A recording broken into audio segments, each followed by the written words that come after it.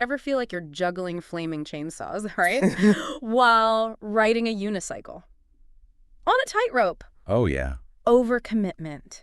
That's what we're diving into today. Really. Using the happiness trap as our guide, we'll unpack what it is, how it sneaks up on us, and most importantly, how to break free. It's interesting. We often think of overcommitment as just like a packed schedule, Right.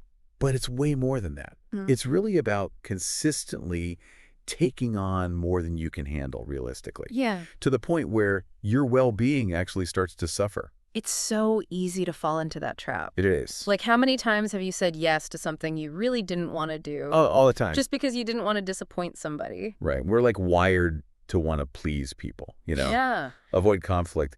Plus, there's this whole societal pressure thing, Yeah, for sure. like this unwritten rule that busy equals important. Right. Then you add in our own, like, inner drive, that perfectionist voice, Oh. saying, gotta do it all, and flawlessly. It really is like a perfect storm pushing us to say yes when we really just want to break. It is. And you think, oh, this is going to make me happier, more successful.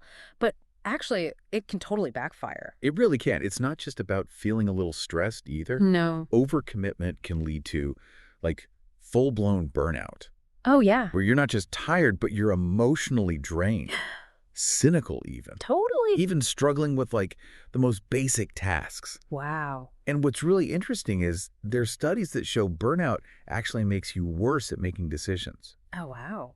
and zaps your creativity.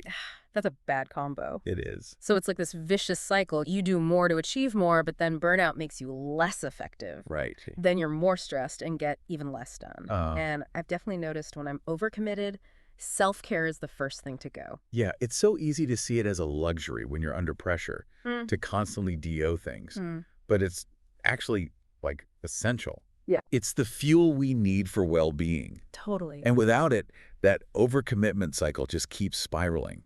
We end up sacrificing sleep, healthy eating, exercise, all the things that actually help us manage stress and stay focused. And I think a lot of people can relate to that feeling of dread when someone asks for help when you're already swamped. Saying no feels impossible. Right, like you're terrified of letting them down or seeming selfish or something. But here's the thing. Yeah. Constantly saying yes can lead to resentment, not just toward the tasks, but even toward the people we're trying to please. Oh, that makes sense. And when we hit that burnout wall, we can't be our best for anyone.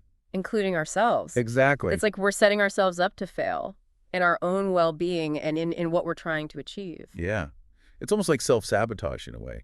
Yeah. Driven by this need for validation, this fear of missing out. That's a really good point. Our culture glorifies being busy, like Yeah. it equals worth. Totally. It's like the more we DO, the more valuable we are.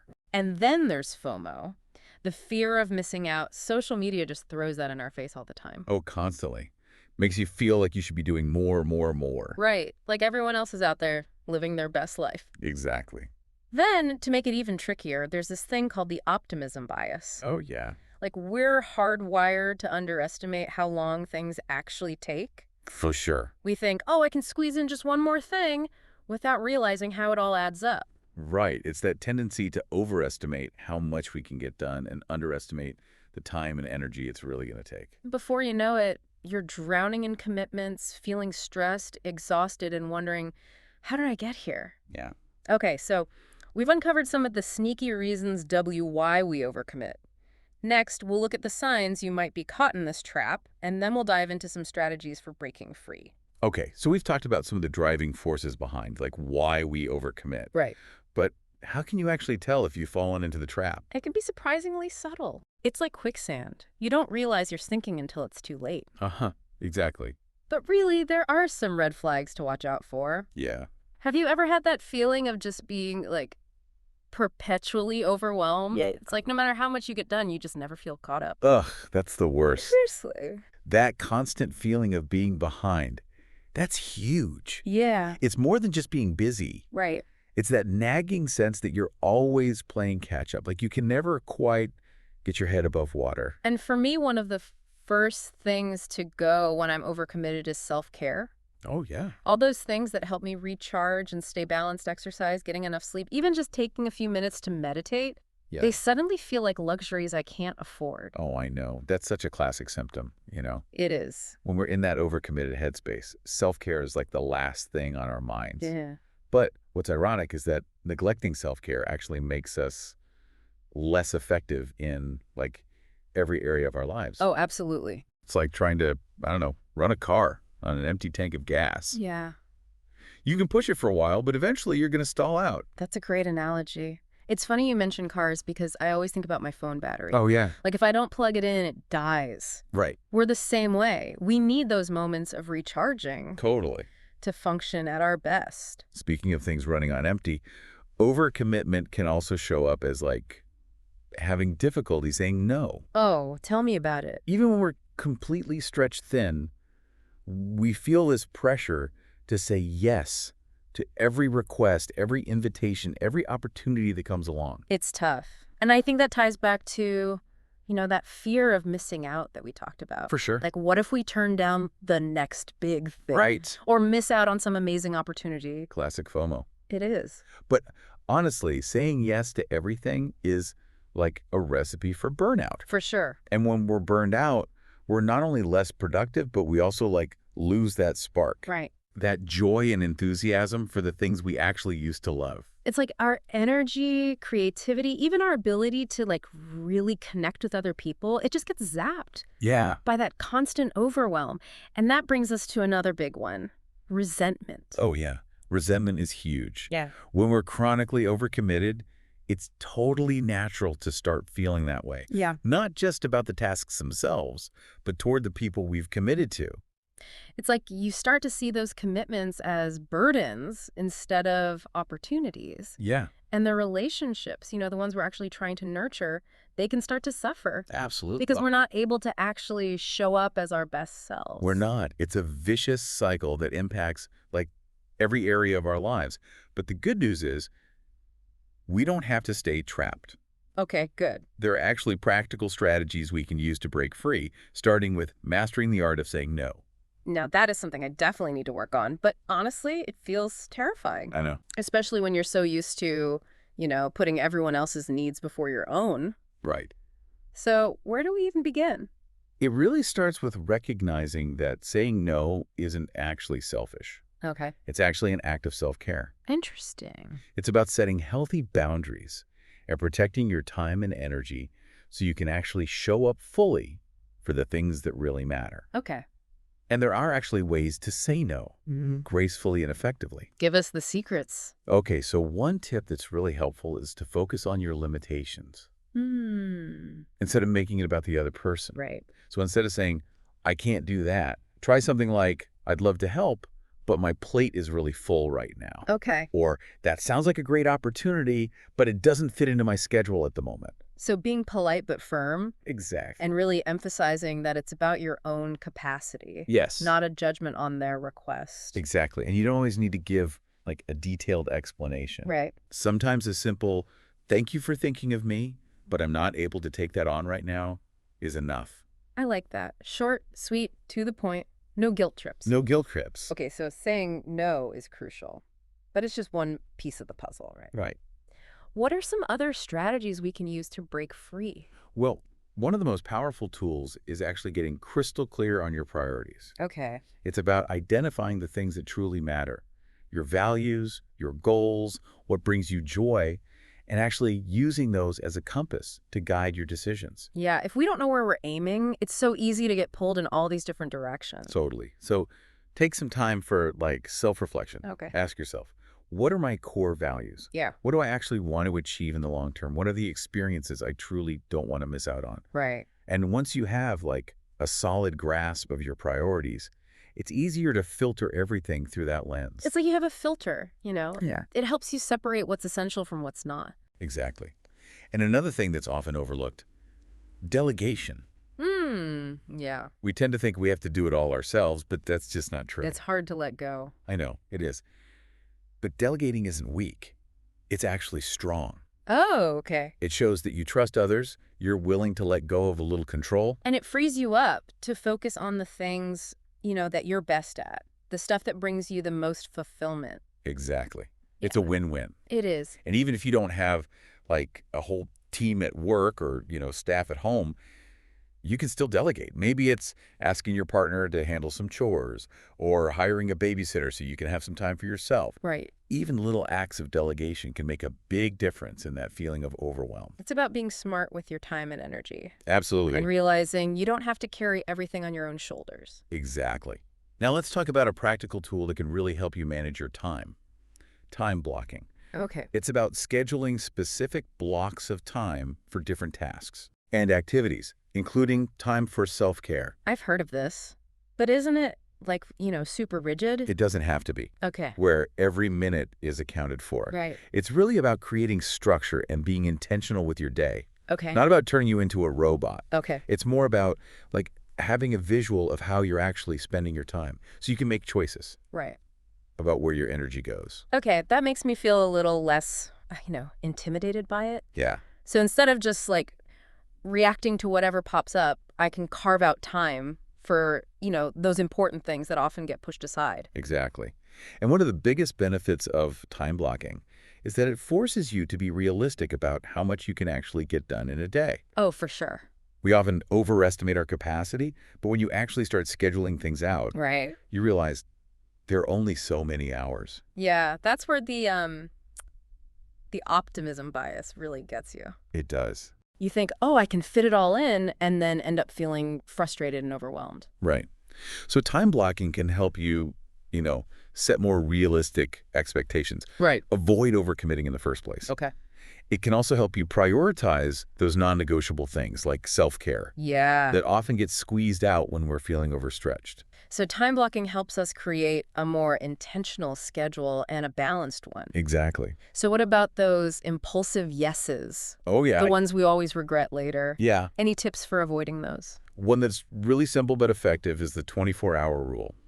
Okay, tell me more. Before you say yes to any new commitment, Yeah. give yourself at least 24 hours to think it over. Okay. That's a great idea.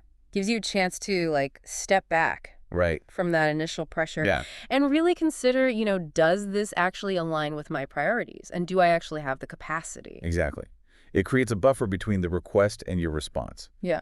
so you can make a more thoughtful decision. Yeah. It can also help you see, am I saying yes out of obligation Right. or guilt, rather than something I genuinely want to do? Okay, so we've got saying no, getting clear on priorities, delegating tasks, time blocking, the 24-hour rule. Yeah. That's a lot. These are some seriously powerful tools. What else can we do to break free from this cycle? One essential practice is actually auditing your commitments regularly. Okay. This is about stepping back and really evaluating everything you're currently committed to, Okay. both personally and professionally. Ask yourself, are these things still in line with my values and goals? Right. Are they bringing me joy? Or are they draining me and stressing me out? It's like taking inventory, Yeah. making sure everything is actually serving a purpose. Exactly. And it's important to remember that, our needs and priorities change. They do. What might have been a good fit a year ago might not be anymore. Yeah. So it's healthy to regularly reassess Okay. and make adjustments as you go. Like spring cleaning for your life, out with the old, in with the new. Exactly. Okay, but even with all these great strategies, Yeah. prioritizing self-care is still a huge challenge. I know. It's so easy to let it slide when you're overwhelmed. It is. It's definitely something that takes effort. Yeah. But the thing is, self-care isn't a luxury. It's an essential investment in your well-being. Ooh, I love that. An investment in your well-being. All right. It totally changes the way you think about it. Yeah. It's not about indulging yourself. No. It's about taking care of your most valuable asset, yourself. Exactly. And self-care doesn't have to be complicated Right? or time-consuming. No. It can be as simple as, taking 5 minutes to meditate, going for a walk, listening to some music. Yeah. It's about those small but nourishing things Exactly. that help you recharge. And the more you prioritize it, Yeah. the more energy and resilience you'll have to handle the inevitable curveballs life throws at you. Okay, so we've talked about all these practical ways to break free from this overcommitment trap. Yeah. But what about the rewards? What can we expect when we actually start, setting those boundaries, prioritizing our well-being? Okay, so we've got all these tools to fight overcommitment. Right. But let's talk about the payoff. What happens when we actually start putting all this into practice? Oh, the rewards are huge. Imagine waking up feeling energized, Ah. focused, like you're actually ready to take on the day with a purpose. Instead of feeling like you're running on fumes and just putting out fires all the time, I feel less stressed already just thinking about it. Seriously. One of the first things you'll notice is just more energy. And not just physically, but mentally too. You have more space in your head to dedicate to the things that matter. So it's not about getting more done, it's about being more present and like engaged in everything you do. Exactly. Hmm. When you're not juggling a million things, you can give your full attention to what's right in front of you. And that leads to making better decisions, doing better work. I've noticed that when I'm overcommitted, my creativity goes way down. Oh, yeah. It's like my brain is too full to let new ideas in. Makes sense. When we're stressed and overloaded, our brains basically go into survival mode. Right. It's all about just getting through, Yeah. not about like coming up with new ideas or being innovative. Yeah, just keep swimming. Exactly. Yeah. But when we create some space, Yeah. that's when our minds can wander and explore. That's when the magic happens. Okay, so more energy, focus, creativity. What about our relationships? How does this all affect those? That's one of the best parts. When you're not so stretched thin, you have more time and energy for the people you care about. Instead of just squeezing them in between a million other things. Right. You can actually be present with them. Really listen. Be supportive. Just enjoy their company. And that feeling of being present makes such a difference. It's like we can finally show up as our best selves. Totally. Not the frazzled, exhausted versions of ourselves. Right. And it's interesting because when we start setting boundaries and prioritizing our own well-being, our relationships just naturally seem to get better. It's because we're coming from a different place, a place of strength, not from like scarcity and depletion. Okay, and we can't forget about stress. Oh, yeah? When we're overcommitted, our bodies are just flooded with those stress hormones. Cortisol. It's the worst. Right. And that can lead to all sorts of health problems. So many.